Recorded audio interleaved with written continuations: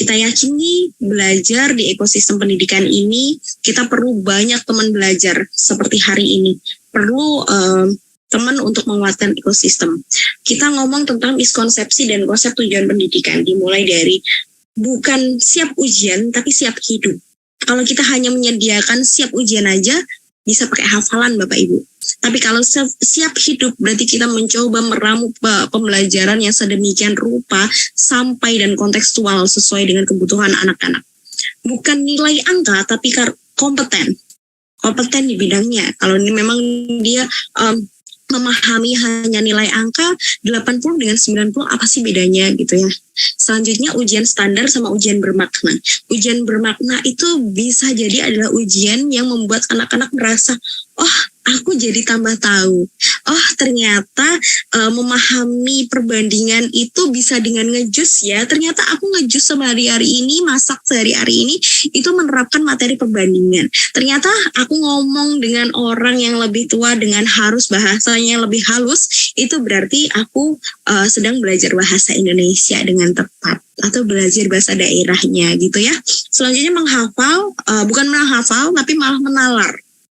Jadi ini perlu banget Bapak Ibu dengan gencaran teknologi gitu ya, dimana anak-anak perlu banget nih nalar kritis, nggak hanya nyebar informasi, ini pun juga buat Bapak Ibu guru ya, bukan hanya untuk dihafalkan tapi dinalar apakah informasi ini hoax ataupun nyata. Ini perlu, karakter itu perlu dibangun dengan keberlanjutan dan pelan-pelan Bapak Ibu. Nggak bisa satu sekali project udah selesai nih, satu pembelajaran sudah selesai. Kepatuhan, bukan kepatuhan tapi kemandirian. Dia tahu bahwa tanggung jawab saya belajar, bukan patuh karena ada gurunya dia belajar, tapi kalau nggak ada nggak belajar. Nah itu Bapak Ibu. Mengenai pembelajaran ya Bapak Ibu ya, tentu Bapak Ibu tahu dari profil muridnya. Profil murid itu dimulai dari bisa bermula dari asesmen diagnostik non-kognitif, bisa juga nih Bapak Ibu dari raport pendidikan juga bisa dicek gitu ya. Jadi Bapak Ibu jangan merasa bahwa oh harus satu-satunya satu sumber hanya diagnostik aja. Raport pendidikan juga dicek. Nah itu untuk menentukan tujuan pembelajaran, tujuan proyek, tujuan bagaimana sih membuat model pembelajaran yang pas untuk murid kita gitu, yang akhirnya nanti akan membuat lebih interaktif dengan anak-anak. Nah selanjutnya memberikan pilihan cara ke anak-anak.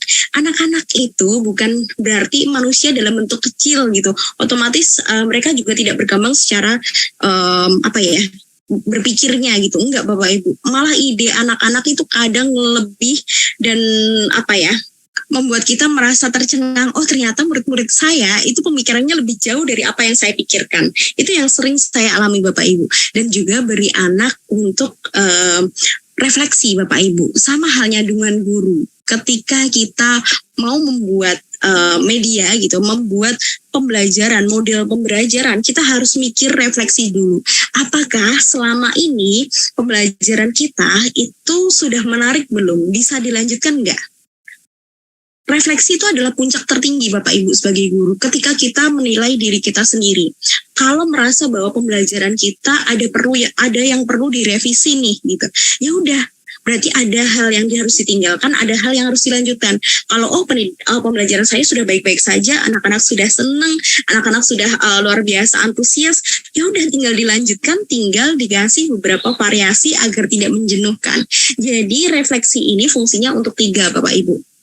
Untuk melanjutkan, kalau tentang model pembelajaran ya, untuk melanjutkan model pembelajaran yang sudah dilakukan, untuk mengganti ataupun untuk merevisi.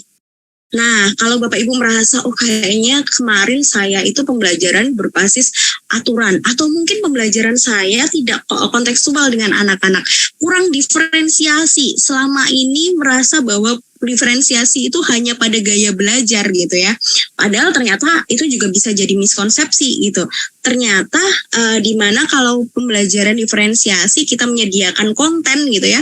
Misal nih materinya fabel gitu. Materi fabel saya menyediakan 12 sumber bacaan fabel untuk anak-anak. Anak-anak bisa milih mulai dari bacaan, dari saya cek nih kesiapan kelas anak-anak, kesiapan belajar anak-anak itu ternyata anak-anak saya ada yang sebagian besar itu sudah bisa membaca banyak. Berarti saya beri teks-teks yang isinya banyak. Tapi anak-anak yang belum terbiasa untuk membaca, aktivitas membaca itu masih masih ogah-ogahan gitu. Itu sudah saya sediakan yang teks-teks pendek. Apakah dua-duanya belajar? Belajar. Apakah keduanya senang? Senang. Karena apa? Sesuai dengan kebutuhannya. Yang akhirnya yang baca yang pendek terstimulus bahwa ternyata yang saya baca itu menarik ya. Saya boleh dong baca yang lain. Bahkan yang dia bacanya lebih panjang gitu ya, bisa baca lagi, ngambil teks lagi. Jadi bisa itu dari konten Bapak Ibu. Jadi dari konten dilihat dari kesiapan belajar. Nah Bapak Ibu, saya memulainya pasti melihat dari tujuan pembelajarannya seperti apa, tujuannya intinya nanti anak-anak tuh mau apa, cita-citanya gitu ya. Nah Bapak Ibu, yang perlu kita sadari ketika kita membuat atau menentukan model pembelajaran yang interaktif, upayakan murid terlibat.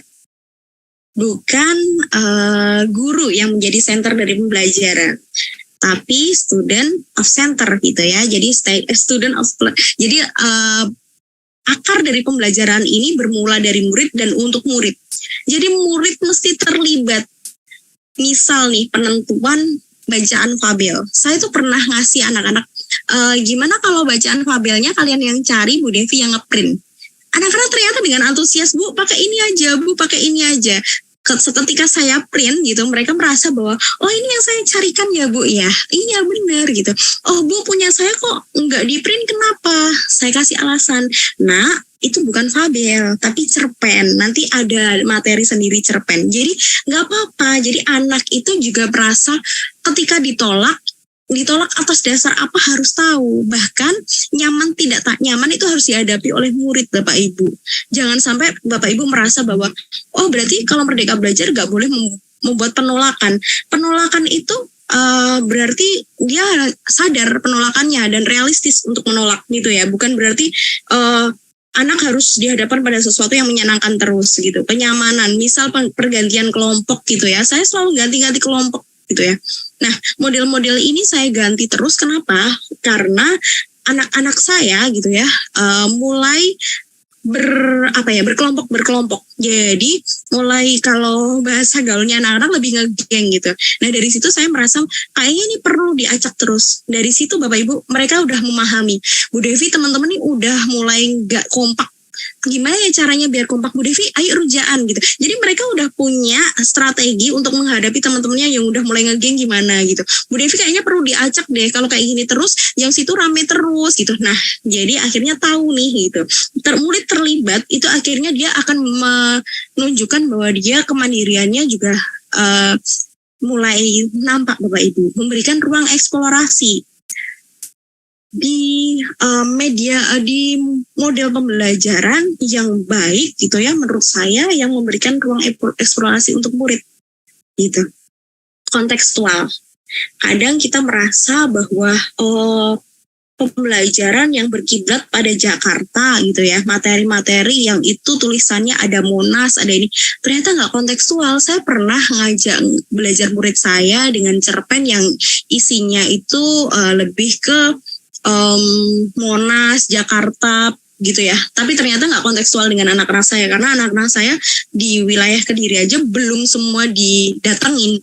Gitu. Berarti saya harus mau lebih kontekstual nih kayak gitu Bapak Ibu.